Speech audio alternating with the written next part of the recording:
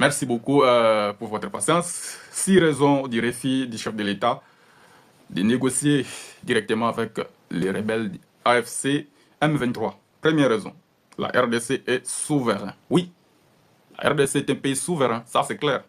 Tout le monde est d'accord, mais c'est président, félicitations pour garantir la souveraineté de notre pays, qui est par des paroles. Parce que si ce sont des analyses, je ne fais pas ici pour faire des cadeaux. Deuxième, le M23 n'a aucune légitimité. Oui, exactement. Le M23, c'est un groupe rebelle. Ils n'ont aucune légitimité. Mais toi aussi également, monsieur le président. Tu n'as aucune légitimité. C'est ça que tu dois savoir. Tu ne peux pas oublier ça. C'est pour cela que ça fait partie des causes profondes de cette crise. Tu n'as aucune légitimité. Les gens peuvent nous dire ici que tu as eu 73%. Par quel miracle? Dans une élection où nous avons vu des machines à voter qui ont été retrouvées dans les maisons des caciques de l'Union sacrée. Jean-Tini Ngobi, la machine à voter, ils sont plus de 80. Je dis bien, la CENI a même reconnu ça. 80 citoyens membres de l'Union sacrée ont été arrêtés avec des machines à voter. Dites-moi un peu, quelle est ta légitimité dans une telle fraude électorale? Une fraude électorale à outrance, monsieur le président. C'est pour cela que j'ai toujours dit que parfois les Congolais ne réfléchissent pas. Tous ils disent simplement, non, le président ne va pas négocier, ne va pas négocier. Mais analysez un peu, poussez votre réflexion un peu plus loin, faites l'autocritique. Moi, on m'a appris que tout ce qui sort dans les bouches des politiciens a toujours la chance d'avoir 90% de mensonges. Donc il faut d'abord remettre ça en cause. Si vous n'arrivez même pas à remettre en cause les raisons politiques ou bien les paroles des politiques, vous n'aurez même pas le temps de réfléchir. Parce que ils ont en fait des politiques, ils savent comment manipuler votre esprit. Un politique, c'est quelqu'un qui vient juste pour satisfaire le peuple, ce que le peuple veut entendre. Parce que le peuple congolais n'a pas besoin qu'on dialogue avec les rebelles. Le peuple congolais n'a pas besoin qu'on dialogue avec les Rwandais. C'est ça que le peuple veut entendre. C'est pour cela que le président, il emprunte aussi cette voie-là. Mais on va voir si cette voie, où ça va nous amener. C'est pour cela que déjà je dis ici, les deux premières raisons ne pèsent pas. Première raison où il dit que la RDC est souveraine. Oui, elle a toujours été souveraine depuis longtemps. Mais cette souveraineté, elle est empiétée. Le seul moyen de garder cette souveraineté, il faut être fort. Si on n'est pas fort, en quoi on sera souverain si on veut te taper dans ta propre maison? Si déjà les rebelles quittent chez lui, il vient chez nous, il tape les citoyens. Et le président dit non, je vais rendre, même si on t'a tapé, je vais rendre le mal pour le mal. Ça fait maintenant 1 mois, le président n'a jamais défendu son peuple qui a été tapé. Dites-moi un peu, en quoi nous sommes souverains? Donc vous allez comprendre que votre souveraineté, ça va rester que dans vos bouches. Mais moi, dans mes analyses, je vois ici que notre souveraineté a été aliénée. Et la personne qui est en train d'aliéner notre souveraineté, il s'appelle Félix Tshisekedi. Ce n'est pas celui qui le viole ici qu'on doit condamner, mais c'est lui qui devrait défendre notre souveraineté ici. C'est le président de la République, son Excellence, M. Félix Tshisekedi. C'est lui que nous devons tous charger. On doit les charger. Pourquoi on doit les charger? Je vais revenir, je vais donner les détails pourquoi on doit les charger. Je vous prends l'article 69 de la Constitution. Et vous allez comprendre ici. C'est quoi la souveraineté? Vous allez comprendre également c'est quoi, comment on défend la souveraineté. Parce qu'apparemment, nous aussi, on joue. Donc, la simple manière de dire simplement que nous sommes souverains, on ne va pas négocier, vous croyez que ça suffit, mais non, ça ne suffit pas. Nous sommes en droit international, là, c'est le rapport de force qui compte. C'est pour cela qu'on voit ici que c'est lui qui est fort, il est en train de nous forcer de faire ce que lui, il veut. Vous comprenez? Parce que lui, il veut qu'on puisse négocier. Maintenant, il sait bien qu'il nous a appelés aux négociations, nous avons refusé. Alors, voilà pourquoi il est en train de nous forcer. Il nous force pourquoi? Il nous force parce qu'il sent que nous n'avons pas la force de le contrecarrer. Nous n'avons pas la force de défendre notre souveraineté. Regarde, je lis d'abord l'article où l'État, les pouvoirs publics exercent sa souveraineté afin que vous puissiez comprendre comment nous sommes affaiblis. Alors, l'article 9 de la Constitution. L'État exerce une souveraineté permanente, notamment sur les sols, sur les sous-sols, sur les eaux, les forêts, sur les espaces aériens, fluviales, lacustres et maritimes congolais, ainsi que sur les mers territoriales congolais et sur les plateaux continentaux. Les modalités de gestion des concessions du domaine de l'État visées à l'alinéa précédent sont déterminées par une loi. Voilà. Ici, ça montre clairement que l'État, c'est l'État-là qui est souverain. Pour montrer qu'il est souverain, il doit exercer cette souveraineté. C'est-à-dire que tu es chez toi, tu te dis, je suis chef de la maison, mais tu n'as jamais nourri la maison. Tu n'es pas souverain. Tu te dis, non, c'est moi le chef de la maison, mais tu n'as jamais sécurisé la maison. Tu ne peux pas fermer les fenêtres. Les vents entrent à la maison, la pluie entre. Tu ne peux pas faire garantir que la maison soit en sécurité. Tu n'es pas souverain. On dit, toi, tu dois l'exercer, cette souveraineté. Cette souveraineté, ça doit se voir comment? Lorsque les militaires étrangers arrivent dans nos frontières, ils doivent voir que nos militaires congolais sont là, avec les armes, avec des chars de combat, avec des avions, avec des artilleries lourdes pour défendre notre souveraineté nationale. On a vu comment on a arrêté les militaires congolais dans les lacs Kivu. Où est notre souveraineté qui doit être exercée dans les espaces fluviaux et lacustres et maritimes congolais? Donc ici, on comprend réellement que notre souveraineté est violée. Pourquoi elle est violée? Parce que nous-mêmes, nous sommes faibles. Nous ne sommes même pas capables de dire que non, je suis chez moi, tu n'entres pas. Lorsque quelqu'un veut entrer par force, qu'est-ce que tu dois faire? Tu dois aussi le taper par force. C'est ça qui se passe réellement, chers compatriotes. Voilà. Nous allons maintenant à l'article 69 pour comprendre maintenant qui doit garantir cette souveraineté. Parce que les responsabilités doivent être établies. On ne peut pas donner la responsabilité à tout le monde pour dire non, tous les Congolais venez, on va défendre la patrie. Mais non, ça c'est faux. Ce n'est pas tous les Congolais qui défendent la patrie. Je vous dis ici, ce n'est pas tous les Congolais. La Constitution détermine très bien qui c'est lui-là qui doit défendre la patrie. Et lorsque la patrie, la souveraineté n'est pas défendue, il y a quelqu'un qui est coupable. Ils ne sont pas une seule personne. Chers compatriotes, cette matière, elle est vaste et compliquée. Il faudrait que, lorsque les intellectuels parlent, il faudrait que, vous m'excusez, ceux qui n'ont pas eu la chance de faire les droits, qu'ils puissent écouter simplement. Parce que c'est un domaine si spécial et spécifique. Voilà, vous m'excusez. Article 69 de la Constitution. Le président de la République est le chef de l'État. Il représente la nation et il est le symbole de l'unité. J'avais déjà expliqué un jour comment le chef de l'État et le président de la République est aussi chef de l'État. Il faut comprendre ça. Ce qu'on appelle l'État, c'est un système. Le système, c'est quoi? On a les institutions où on a un président, on a un gouvernement, on a un parlement, on a la justice, on a les pouvoirs publics. Maintenant, toutes ces structures-là, c'est ça qu'on appelle l'État. Ça représente notre force. On a une armée, on a une police, on a tous les services qui montrent la puissance de l'État. Donc, lorsque vous êtes devant la DGM, par exemple, vous voulez traverser notre frontière, la DGM vous dit non, attends, monsieur, montrez-moi votre document. On vous montre le document. On vous dit encore, donnez-nous votre laissez-passer. Ce qui vous permet d'accéder sur notre territoire. Vous n'en avez pas. On vous arrête. C'est ça le pouvoir public. C'est ça la force de l'État. C'est ça la souveraineté nationale. Quelqu'un entre librement sur votre territoire. Où est votre souveraineté? Donc, ça veut dire tout simplement, c'est vous qui avez failli dans vos devoirs. Exactement. Donc, l'État, comme je l'ai dit, le président de la République, il est présent lorsque les Congolais vont aux élections. Ils élisent un président. Ils ne vont pas élire un chef de l'État. Mais lorsqu'il est maintenant élu président, il est investi après sa prestation de serment, il est automatiquement chef de l'État. Il devient président et chef de l'État. Pourquoi chef de l'État? Parce que maintenant, on lui donne l'impérium de garantir notre force. Parce que quand on dit l'État, on voit les institutions, on voit notre puissance, on voit notre force, on voit ce que nous sommes réellement. Quand on dit l'État congolais, c'est-à-dire que l'État congolais doit représenter notre puissance. C'est lui qui est capable d'aller boxer notre État. Voilà. Il ne doit pas être quelqu'un qui doit être seulement placé là-bas pour aller plairer chez d'autres États. Mais non, nous, notre rôle, ce n'est pas d'aller plairer. Pourquoi le Rwanda a le droit de venir taper en RDC et la RDC n'a pas le droit d'aller taper au Rwanda? Pourquoi? Posez-vous la question. Alors, il y a quelqu'un qui doit faire ce travail-là. Alors, c'est ce que je vous montre ici. Maintenant, la grande différence entre le chef de l'État et le président, c'est quoi? Le président, c'est celui qui est élu aux élections. Mais le chef de l'État, il n'est pas forcément élu. Lorsque, par exemple, il y a un coup d'État, vous avez automatiquement un chef de l'État. Mais il n'est pas un président. Voilà. Comme Ibrahim Traoré, c'est un chef de l'État. Il n'est pas, comme on le dit, vous m'excusez, il n'est pas président de la République. Voilà. Abusivement, les gens peuvent le dire à la télé, l'information, c'est normal, ça se dit. Mais ici, je vous place les mots sur le plan des droits. Merci. Il veille au respect de la Constitution. Voilà. La première personne a dit, d'ailleurs, ce fameux article 217, on nous a dit, on va donner nos terres aux pays étrangers. La Constitution de notre pays, toi qui appelles ça fameux article. Voilà pourquoi cet homme ici est condamnable. Voilà pourquoi il est coupable. Mais ça, ce n'est pas le sujet du jour. On continue. Parce que le sujet du jour aussi, je vais vous montrer ce qu'on appelle la souveraineté. Puisque le président, parmi les raisons, il dit, je ne vais pas négocier parce que nous sommes souverains. Je ne vais pas négocier parce que le M23 n'a aucune légitimité. Mais moi, j'ai démontré ici que nous ne sommes pas souverains. Parce que notre souveraineté n'est pas exercée. Alors, lorsqu'elle n'est pas exercée, il y a quelqu'un qui doit être désigné pour coupable. C'est lui que je cherche ici pour vous démontrer qui est le coupable lorsque la souveraineté n'est pas exercée. Et je reviendrai sur le fait que le président aussi n'est pas légitime. Il rassure par son arbitrage.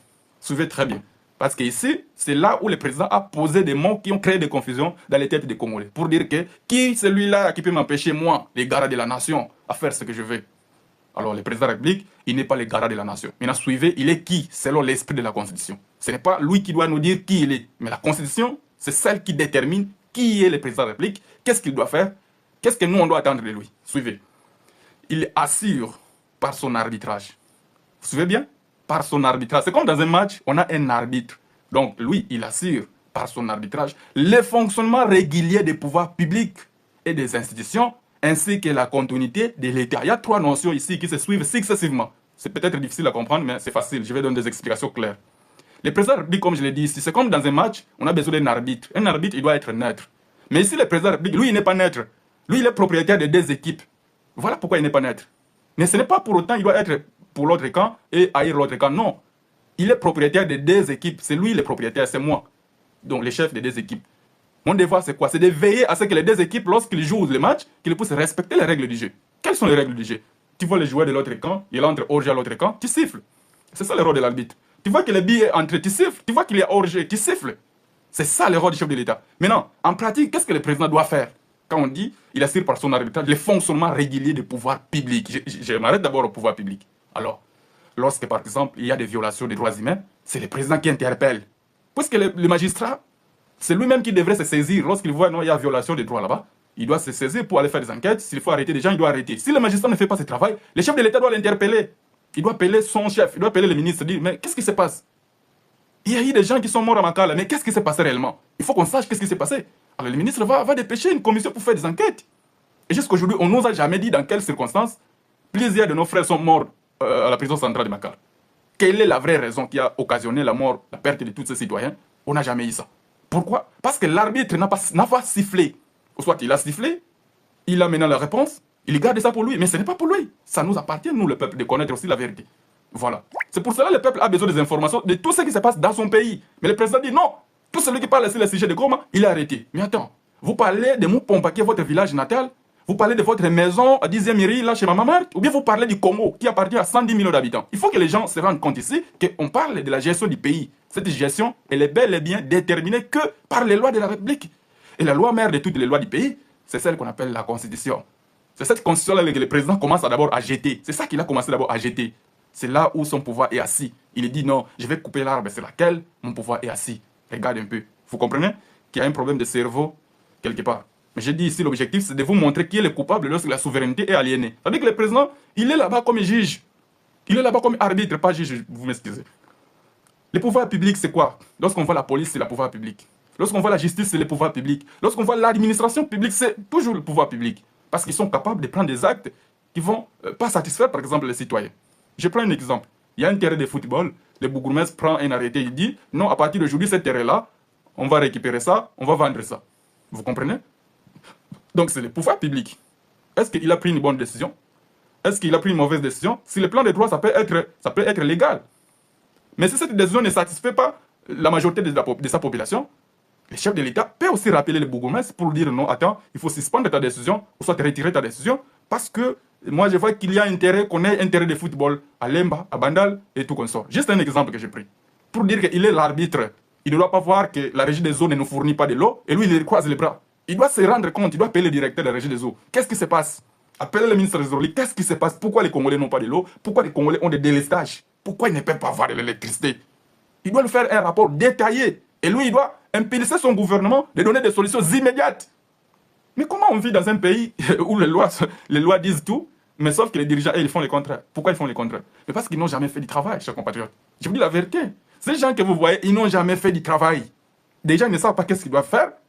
Ils ne se contentent que dans des dossiers où il y a l'argent. Ils savent que lorsqu'il faut donner de l'électricité aux Congolais, là, ça demande de l'énergie, ça demande. Voilà. Ils ont seulement besoin de missions pour aller à l'étranger, parce que là, ils vont avoir beaucoup d'argent dans les trésors publics. Et comme ça, ils sont en train de piller l'argent de l'État congolais sans rien faire. Mais les besoins du Congolais, du peuple congolais sont bien connus. Le peuple a besoin de la paix, le peuple a besoin du travail, il a besoin du domaine de la santé, l'amélioration des infrastructures, il a besoin de tout. Le pays est presque vide et inexploité. Sauf qu'on trouve un peuple misérable qui est manipulé par sa classe politique. Donc ici, vous allez comprendre que l'arbitre qui devrait faire en sorte que tous les services publics en République démocratique du Congo fonctionnent normalement. Et toutes les institutions du pays, quand on parle des institutions, on voit le gouvernement, on voit le parlement, on voit la justice. Voilà, toutes ces institutions-là, il faut que ça fonctionne normalement. Il ne doit pas y avoir dysfonctionnement. Ça ne veut pas dire que le président il devient autorité morale des parlementaires pour leur dicter ce qu'ils doivent faire. Non, ce n'est pas ça ton rôle. Dans le rôle de l'arbitre, il siffle seulement lorsqu'il y a des erreurs, lorsqu'il y a quelque chose à apporter de plus qui va contribuer à la bonne marche du pays ou bien de cette institution-là. Il ne va pas appeler le Parlement pour leur dire non, votez cette loi, votez oui, ne votez pas non. Non, là, il n'a pas ce devoir-là. Parce que là, il y a maintenant séparation des pouvoirs. Le président, il est dans ce qu'on appelle le pouvoir exécutif, le Parlement est dans ce qu'on appelle le pouvoir législatif. Donc, il doit y avoir séparation des pouvoirs. Séparation des pouvoirs qui veut dire tout simplement que l'exécutif prend des décisions de son côté, il est indépendant, il ne doit pas être influencé par les pouvoirs législatifs. Mais lorsque aussi le pouvoir législatif prend ses décisions, il ne doit pas subir des pressions qui viennent des pouvoirs exécutifs. C'est la même chose avec le pouvoir judiciaire. Maintenant, regardez. Le pouvoir judiciaire, lui, son travail, c'est quoi? Lui, il regarde. Et ce que l'exécutif fait, et ce que les législatifs font, il regarde, il se dit, est-ce que cela est conforme aux lois de la République? Est-ce que cela est conforme à la Constitution? Si oui, ça va. Sinon, en tout cas, lui, il a le devoir d'arrêter ça. Si le président, par exemple, il prend une ordonnance qui est contraire à la Constitution, directement, la Cour constitutionnelle va annuler cette ordonnance-là. Voilà. C'est la même chose lorsque le Parlement prend un acte contraire à la Constitution. Là, il y a inconstitutionnalité. Nous continuons. Il assume le rôle d'arbitrage régulier des pouvoirs publics et des institutions, ainsi que la continuité de l'État. La continuité de l'État, c'est quoi? La continuité de l'État, ça veut dire tout simplement que M. Félix Tshisekedi, aujourd'hui, il est président. C'est lui qui est l'État congolais. C'est lui qui représente l'État congolais. Donc, si on veut chercher, l'État congolais, c'est qui? Lorsqu'on a besoin d'une personne, une seule personne. Donc, cette personne-là, il s'appelle Félix Tshisekedi. C'est lui le chef. C'est pour cela qu'on l'appelle chef de l'État. Mais l'État, là, lui, c'est qui? Voilà, c'est ce que j'ai expliqué déjà, que l'État, là, lui, c'est notre force. Nos institutions sont là. C'est là où se trouve notre armée, notre police. C'est là où se trouve notre Parlement. Parce que c'est un organe de délibération, de prise de décision. C'est là où se trouve notre gouvernement. C'est un organe d'action pour mener les actions dans notre pays, donner des solutions aux Congolais. Voilà, c'est ça qui constitue notre État. Mais maintenant, il y a un chef de tout ça. Lui, on lui dit, toi, tu es le sentinelle. Toi, tu dois assurer que tout fonctionne bien. C'est pour cela qu'on lui a dit, toi, tu assures la continuité de l'État. C'est-à-dire qu'on ne peut pas constater que dans un tribunal, il n'y a plus de juges, il n'y a plus de magistrats. Alors, qui doit assurer que dans ce tribunal-là puisse fonctionner normalement? C'est le chef de l'État. C'est pour cela qu'il assure la continuité de l'État. Il doit directement nommer de nouveaux juges, de nouveaux magistrats. Mais ce n'est pas tout. On peut manquer même un gouvernement. Le chef de l'État, il doit diriger le pays. C'est pour cela qu'on dit ici, il assure la continuité de l'État. Donc, dans tous les postes de notre pays, en commençant par les huissiers jusqu'au chef de l'État, les seuls postes où on ne peut pas avoir un vide de 1 minute, je dis seulement 1 minute simplement. Donc, c'est les postes du chef de l'État. La Constitution permet à ce qu'on n'ait pas un Premier ministre. Il permet même dans les circonstances où on n'a pas de Parlement, même dans les circonstances où on n'a pas de justice. Mais la Constitution ne permet pas qu'on puisse manquer un chef de l'État. Parce qu'il se dit, c'est lui là, c'est le sentinelle, lui il doit toujours être là. Si le sentinelle meurt à la même minute, le sentinelle est remplacé. Parce qu'il y a déjà, la loi prévoit comment on doit remplacer le président de la République. Le sentinelle, il est malade, il est indisponible. Donc dans sa maladie, il ne peut même pas agir pour défendre le pays, il ne peut même pas agir pour commander l'armée, il ne peut même pas agir pour décider. Alors directement, les mécanismes de son remplacement doivent directement être déclenchés. La Cour constitutionnelle va directement organiser l'investiture du nouveau président qui va prêter serment, qui entre dans ses fonctions. Mais avant même de prêter serment, il peut même poser les actes conformes d'un chef de l'État. Parce qu'à ce moment-là, il est déjà chef de l'État des faits, je dis bien des faits, même s'il n'a pas encore prêté serment. Il a le devoir de prendre des décisions pour que les solutions soient trouvées à des situations éventuelles auxquelles le pays est confronté. Imaginez que nous sommes en guerre, le président il meurt en pleine guerre. Vous allez dire non, celui qui le remplace, il va d'abord prêter serment avant de diriger la guerre. Non. Donc, avant même de prêter serment, il commence déjà à diriger notre armée qui est au front. Il commence déjà à s'enquérir de la situation, comment activer toute la défense de notre pays. C'est pour cela qu'on dit ici, il assure le fonctionnement régulier des pouvoirs publics et des institutions, ainsi que la continuité de l'État. L'État doit continuer à survivre. Ce que j'ai dit ici, c'est lui qu'on appelle l'État, c'est lui-là qui représente notre force. Donc quand vous rencontrez l'État, vous devez quand même être démoli. Vous devez quand même regretter quelque part, dire « Ah, j'ai souffert. Qu'est-ce qui se passe? Non, j'ai rencontré l'État congolais. » Exactement. C'est ça l'État. L'État, il n'est pas l'ami de quelqu'un. Si l'État devient camarade à quelqu'un, là, il n'est pas fort. C'est pour cela qu'on est en train de piétiner notre pays. L'État, c'est quelqu'un, lorsque vous le croisez sur votre chemin, vous regrettez. C'est comme ça que ça se passe. Vous êtes riche ou pauvre, mais quand vous rencontrez l'État, vous regrettez. Vous n'avez pas beaucoup de chances de sourire lorsque vous avez croisé l'État sur votre chemin. C'est comme ça que ça se passe. Donc vous devrez nécessairement vous laisser votre peau. Que ce soit lorsque vous rencontrez le service des impôts, par exemple, qui vient faire un redressement fiscal dans votre entreprise. Donc ils ne viennent pas pour vous faire sourire. C'est pour ça que vous voyez, non, c'est ce Bazar Miyibi. Non, pas forcément Bazar Miyibi. Ils savent qu'est-ce qu'ils doivent faire. C'est vrai qu'il y a aussi des dérapages dans l'exercice de leur travail. Mais c'est ça. Nous, on nous a appris en fiscalité que le service de l'administration fiscale ne doit pas négocier avec les contribuables. Donc, quand vous négociez avec les contribuables, c'est déjà comme si vous êtes corrompu. Parce qu'il y a des conditions qui sont prévues par la loi pour mener des négociations avec les contribuables. par les conditions qui sont fixées que par la loi. Si ces conditions-là ne sont pas satisfaites, vous ne devrez pas arriver aux négociations. Donc, vous devez mener l'action publique avec force. Force, ça veut dire quoi? Vous donnez une convocation à quelqu'un, il ne veut pas venir. Vous donnez une deuxième convocation, il ne veut pas venir. Troisième fois, mandat d'amener. On l'embarque directement. Et puis, le mandat d'amener, on te prend comme on t'a trouvé. Si on t'a trouvé que dans des sous-vêtements, tu iras comme ça dans les sous-vêtements. Tu n'as pas l'état de porter ta pagne. On va dire non, il y a violation des droits humains, n'importe. Tout ce qu'on va dire, ça, là, l'État va assumer à ce moment-là. Parce qu'à ce moment-là, il a décidé d'appliquer sa force. Voilà. Il est le garant de l'indépendance nationale. Voilà. Nous sommes en train de nous approcher à la souveraineté. Qui est le garant de l'indépendance nationale? C'est le chef de l'État. Mais c'est Félix Tshisekedi. Regardez un peu. Il a dit ici, il ne veut pas négocier parce que notre pays est souverain. Oui, il est souverain. Pour lui, juste cette chanson-là, souverain, et puis ça suffit. Mais moi, ici, je vais dans les détails. Parce que la souveraineté, on doit l'exercer. Est-ce que notre indépendance, quand vous regardez notre pays, est-ce que notre indépendance est garantie? C'est comme si nous ne sommes même pas indépendants. C'est comme si nous sommes toujours des esclaves. Parce qu'aujourd'hui, nous avons peur. Les Rwandais nous ont envahis. Ils vont nous diriger certainement. Ils sont en train de déjà diriger Goma, ils sont en train de diriger Bukavu. Donc les Rwandais vont encore nous recoloniser. Voilà. C'est ça l'indépendance qu'il Félix Tshisekedi doit garantir. Est-ce qu'il garantit ça? Je vous laisse vous-même trouver des réponses. Il est le garant de l'intégrité territoriale. Voilà. Lorsque le territoire de la République, que vous voyez, que vous connaissez, 2 345 410 mètres. Donc, c'est lui qui doit sécuriser tout ça, qui doit veiller tout soit en sécurité. C'est ces messieurs, Matama Mine Neo Bozomuna, avec des lunettes. Félix Tshisekedi, c'est lui qui doit garantir à ce que notre intégrité territoriale soit bien sécurisée. Je passe. De la souveraineté nationale, chers compatriotes, nous sommes sur le point. Donc, Félix Tshisekedi est le garant de la souveraineté nationale. Voilà pourquoi j'ai dit ici que la souveraineté ne doit pas seulement se déclarer que dans les lèvres de M. Félix Tshisekedi pour dire non, nous n'allons pas négocier parce que la RDC est souverain. Attends, si on est souverain, on dit ici, on a un garant de cette souveraineté. C'est-à-dire qu'il y a quelqu'un qui est désigné, lui, on le donne comme rôle. Nous voulons rester souverains parce que nous savons que notre pays est souverain. Maintenant, pour que nous soyons toujours souverains, c'est toi qui vas veiller à ça.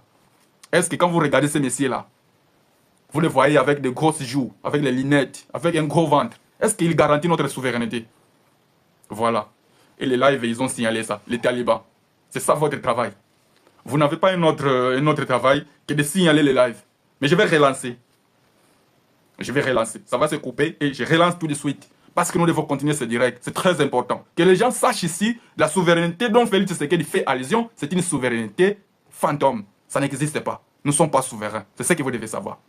Nous ne sommes pas souverains. Parce que le seul moyen de prouver que nous sommes souverains, nous devons exercer cette souveraineté avec des instruments. Nous devons garantir l'inviolabilité de notre territoire. Nous devons garantir la paix dans notre territoire.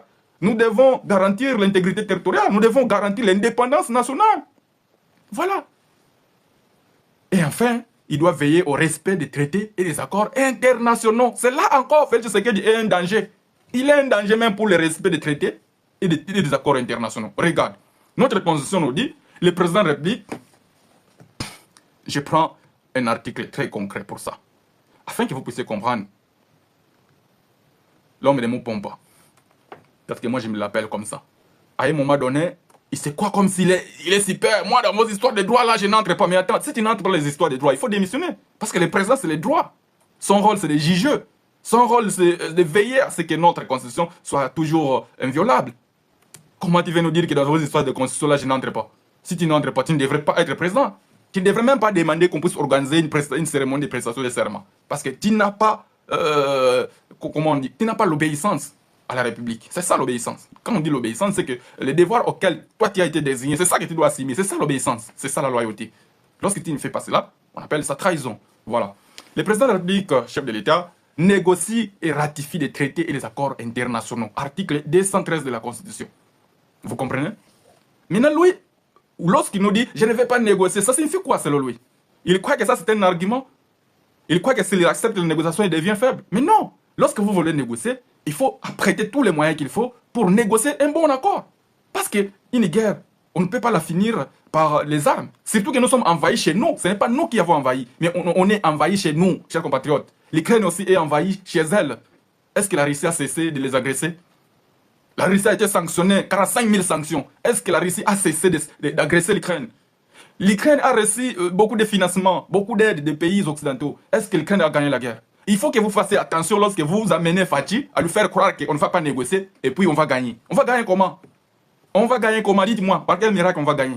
Il faut gagner du temps ici parce que les Katangais risquent encore de mourir à cause de la stupidité de Félix Tshisekedi.